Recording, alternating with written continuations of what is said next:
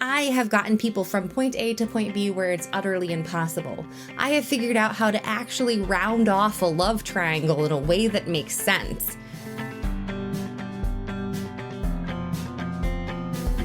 Welcome to A Book and a Dream with Megan O'Russell, an author's adventure in writing, reading, and being an epic fangirl.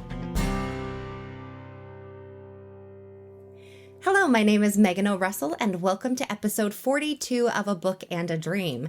If you're hearing a little rumble right now, no, there is nothing wrong with the sound quality. Right now, I have a little purring kitten in my arms, and he has not been feeling well lately, so he's just gonna sit here and be cuddled as we record. Now, one of the cool things about being an author is that you kind of develop some weird skills along the way. Now, those can be pretty extreme if you are someone like a crime fiction writer. Like, you probably know how to break out of a trunk by now or put someone in a trunk. Weird things. There are people who write historical fiction who could totally build you an old-fashioned frontier dwelling or, I don't know, trek across Siberia because they've done all the research for their books. Now, I haven't gone quite that extreme, but I do want to share with you the top 4 author skills that serve me in real life. Look at this little guy. He doesn't feel good, but he just wants to cuddle, so here he is. Now, my first author skill is being alone. Like, you can leave me alone in a room for a long period of time, or just ditch me at the front of a grocery store, and I can keep myself busy for hours. I can plot stories, I can come up with names, I can come up with political systems. Honestly, a lot of my books were started on little bits of micros paper while I was serving and had absolutely nothing to do. I have stacks of micros paper written with early book notes because it's how I keep myself entertained. So downtime, I'm totally good with it. I'm basically a mobile houseplant. Just, give me some nutrition, some water, make sure I see sunlight every so often, and I'm good. That's really all I need from you. I'm also very good at travel planning. Now, I think part of that just has to do with who I am as a person, but a lot of it does come as an author skill. Like, I can get 2 teenagers from Rhode Island to Maine. I can move people all around the country because I have looked up the bus maps and the train maps and the plane schedules and all those different things. Oh, honey, that was a sneeze. Oh, he's so sweet.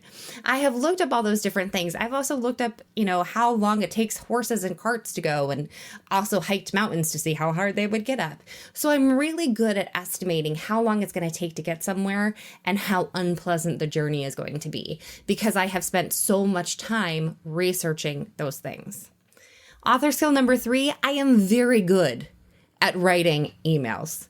Like, I can email you so hard you won't even know what's coming, which is super useful when, you don't actually want to talk to people face to face, which may also be an author skill. But knowing how to write powerful dialogue, knowing how to set a scene and then best utilize your words to play out that scene, really helpful when you're trying to get your point across digitally. I can set the scene in an email, explain to you exactly what I want done, and close out the scene nicely so that, it's a complete experience for the email receivee. The 4th and most important one, especially to this sweet little guy who I think might be asleep in my arms at this point, I can't quite tell. No, he's still awake, is that I am not one to take no for an answer. Here's the thing, you can't tell me that there isn't a solution to a problem. I have toppled kingdoms in my books. I have gotten people from point A to point B where it's utterly impossible. I have figured out how to actually round off a love triangle in a way that makes sense. Don't tell me that anything's impossible. If you can get through a love triangle, you can get through just about anything. So recently, they told me that this little guy was not going to make it because he's sick. He's my little kitten Mo. He's one of the 2 kittens we adopted. We planned on one. This one came, as a bonus prize. And they told me he wasn't going to make it. And first of all, I got very sad and very upset because, you don't want your little kitten to go. But then I realized, I don't believe you.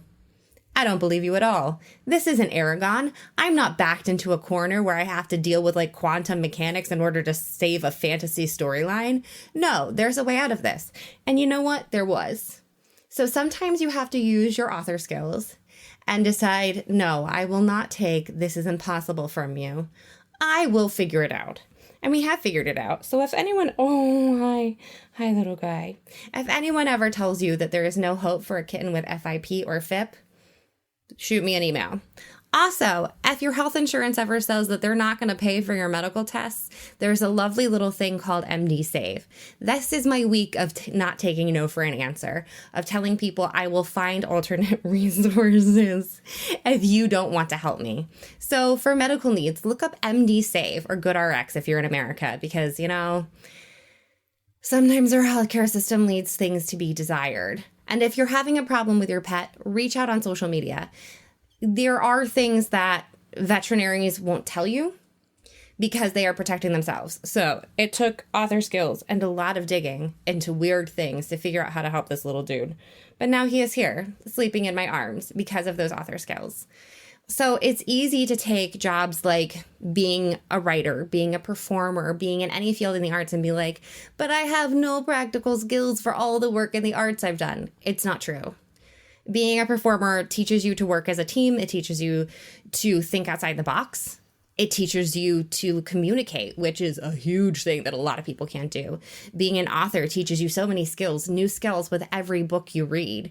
Being an artist, I don't actually understand how visual arts works. I mad respect to anyone who can do it. My poor cover artist knows. I'm just like, colors are nice. I'm sure there are big lessons that you take out into the world, but I understand none of it. So good for you. You're doing a great job. But in this crazy world where it feels like the arts are unappreciated and there's a lot of people who think they may never get to go back to their art, yes, you will. We're going to fight our way back out of this. It's going to happen. Oh, kitty, you want to go down? Or are you just flooping? He's flooping. But in the meantime, I can't stop laughing at him. He's so cute. In the meantime, you have amazing skills that people outside the arts do not possess. You have created your own skill set and continue to appreciate them and use them as we survive until this intermission is over. It's going to be amazing. I know. My kitten Mo says so. And in going in line with, things are going to be different for a while, but we will get things back. The Tethering audiobook is now available. It was recorded by a wonderful stage actor, and I am so excited to share it with all of you. So keep watching the video. It will pop up in just a second with a sneak peek at the Tethering, or you can click the link above or below, depending on your platform, and it will take you to a website where you can listen to a bit more of the audio files. I am super excited to share this story with you. It's all going to work out. We're going to find a way back, one step at a time. Until next time, I would have Mo wave goodbye, but he's passed out. He's completely passed out. Yeah. Jacob took a seat on a comfy couch off to the side, and Dexter followed him. "Did you enjoy dinner?" Dexter sat on the arm of the couch Jacob had chosen. "I always look forward to our dinner discussions. They are so enlightening. Did you enjoy the subject tonight?" "Sure," Jacob forced a smile. "But I'm really wiped, so I'm gonna go." He stood and walked out of the room, barely pausing to wave to Aunt Iz and Samuel, who were deep in conversation at a small table in the corner. Dexter must have known he didn't understand a damn thing they'd said at dinner. Jacob climbed the stairs to his room, trying not to give in to the temptation to give one of the stairs a good kick. A broken toe wouldn't make him feel much better. He was too tired to be social anyway. Amelia was still banished to her room, and she was the only one he really wanted to talk to. Jacob found his room and slammed the door.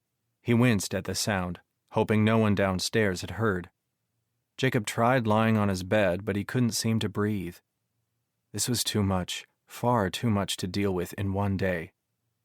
His father was dead, he had left the only home he had ever known, and he was a wizard. He rolled onto his back and rubbed his face with both hands.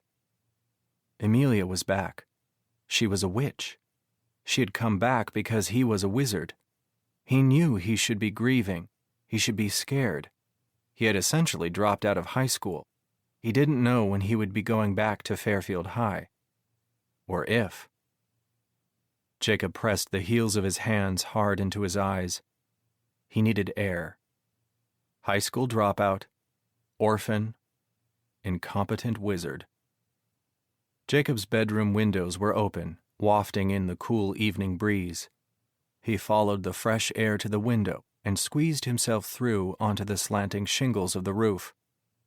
He sat, breathing deeply and trying to muddle through the last 36 hours of his life. Stars emerged from the darkness. Even though Fairfield was a small city, it still didn't have as many stars as Jacob could see from here. The trees rustled as unseen creatures prowled through the night. He closed his eyes, trying to imagine centaurs pacing through the woods. The centaurs screamed at him, calling him a terrorist. Jacob's eyes snapped open when one of the centaurs threw a spear at him. He shook the fantasy from his mind and tried to focus on the real world around him. His mind was too jumbled right now to let it wander. He listened again to the sounds of the night. There was a new noise, a strange noise, and it was on the roof. A scraping sound, like claws pulling across the shingles, moving closer. He looked over and froze. Someone was coming toward him, not clawing the roof, but walking on the air.